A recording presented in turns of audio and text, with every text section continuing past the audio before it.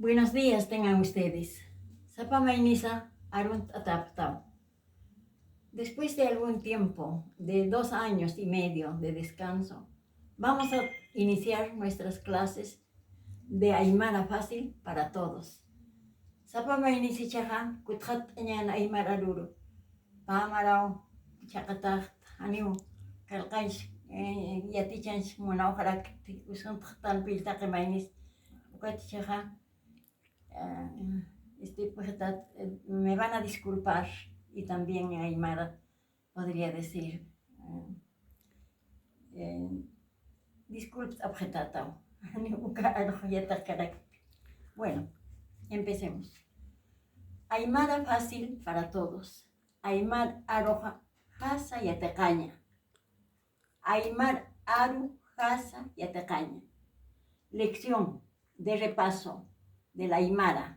Aymar aru kutjatañani. Aymar aru kutjatañani. Todos los peruanos hablamos el castellano o español. Y para aprender a hablar y escribir nuestros idiomas nativos, hemos adoptado la escritura aprobada en el tercer Congreso Indigenista Internacional de La Paz, Bolivia, en el año 1954.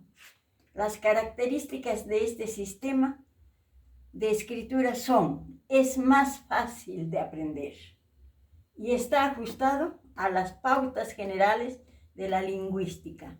Oír bien, que es la fonética. La clave para escribir estos idiomas: se usa 21 grafías. 21 grafías castellanas con las 5 vocales A, E, I, O, U.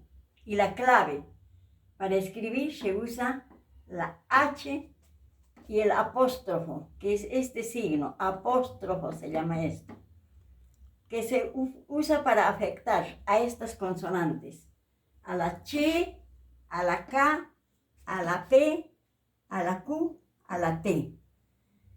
Y la Q siempre se utiliza como sonido fricativo para decir, por ejemplo, cachu, camaña. Bueno, ahora tenemos ejemplos con las 5 vocales. Con la A, aru, palabra o habla. Ecaña, llevar una tela. Iquiña, dormir o cama. Oque, color gris. Uru, día. Eso es todo por ahora. Muchísimas gracias. Mañana u otro día seguiremos con nuestras lecciones. Muchas gracias y buenos días.